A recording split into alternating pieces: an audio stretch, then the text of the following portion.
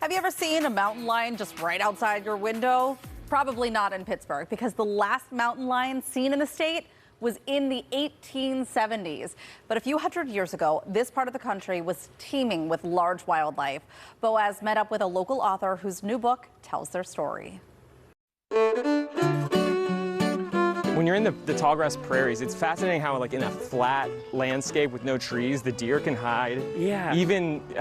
Even better than like in the forest where there's less understory. I'm taking a walk through Pittsburgh Shenley Park with Andy Moore, author of The Beasts of the East. His new book is all about the large mammals that used to live here and across the region. So we're here at the edge of Shenley Park.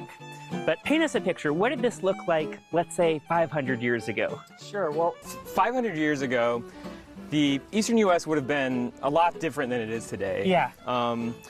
Often we say that, you know, a lot of folks think that there was this old-growth forest that covered the entire eastern U.S., and certainly there would have been a lot of big trees and old-growth forest, but it also would have been this mosaic of open areas, meadows, and this is one of my favorite places in Pittsburgh because it is a rare habitat that we rarely see anymore, which is this tall grass meadow. And so this kind of habitat would have been home to a lot of animals that no longer live in the area. A meadow like this in Pennsylvania would have been the haven of big animals like elk. Yeah.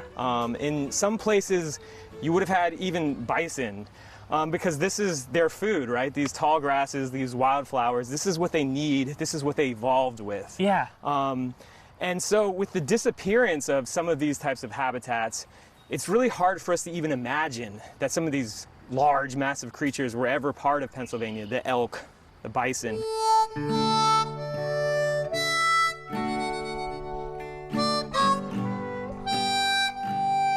What happened to all those buffalo and elk and probably mountain lion and wolves and everything else? Yeah, I mean, just to get right to it, we killed every large animal that we came across. We killed them for meat, for food. We killed them for their hides, for their furs, for their leathers. And enough time has passed that we've forgotten that they were ever here and that they were ever part of the ecosystem. You know, they weren't just present, they were functioning, they were doing things and part of a community. Yeah. Many people, including myself, thought that bison and elk only lived out west. And though that became true for a time, Andy's book chronicles the many attempts, successful and otherwise, to reintroduce these large animals to this half of the country. This movement to repopulate central Appalachia with elk actually began in '97 with a project in East Kentucky, where they translocated over 1,500 elk over the course of just 5 years. Wow. It's probably the largest movement of large animals ever in history. Today, Kentucky is home to over 13,000 elk. Well, one thing we see in Pittsburgh is these massive deer populations eating people's gardens, eating everything.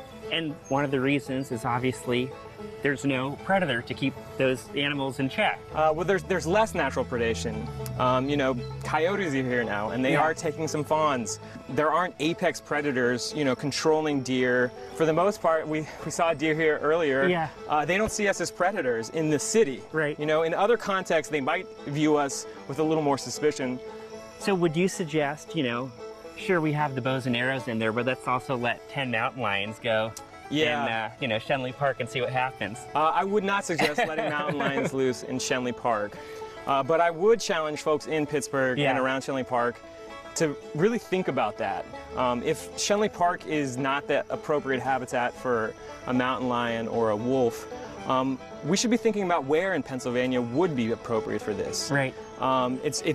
It's largely in our hands, you know, whether or not these animals are going to have a future in our state or other states in the East. That's one of the reasons I really like this place, is it represents that kind of restoration and rewilding that's happening elsewhere in the U.S., but it can also happen in smaller scales right here in the city. Yeah. Maybe one day, while you're scanning a meadow like this in western Pennsylvania, you'll lock eyes with a herd of elk, looking right back. Really neat. You can see Andy Moore give a presentation about the Beasts of the East at the Green Tree Public Library. That's coming up on June 24th. We'll have a link to more information on our website. Ahead on Talk Pittsburgh, Mikey's got some good news to share today. Sure do. We're kicking off the second half of the show with the stories that are making us smile this afternoon, including a discovery of drastic proportions. Talk Pittsburgh. We'll be right back.